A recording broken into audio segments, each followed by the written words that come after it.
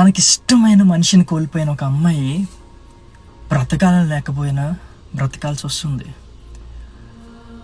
ఏడుస్తుంది కానీ కన్నీరు కనిపించదు. చుట్టూ చాలామంది ఉంటారు కానీ లోపల ఒంటరిగానే ఫీల్ అవుతుంది. మాట్లాడడానికి చాలామంది ఉన్నా మాట్లాడలేకపోతుంది, చెప్పుకోలేకపోతుంది. అసలు చాలామంది అమ్మాయిలకి మాట్లాడాలి అన్న భయం వేస్తుంది. ఎవరితో చెప్తే ఏమంటారా అని భయం వేస్తూ ఉంటుంది. కొంతమందికి అసలు వినడానికి కూడా ఎవరు ఉండరు.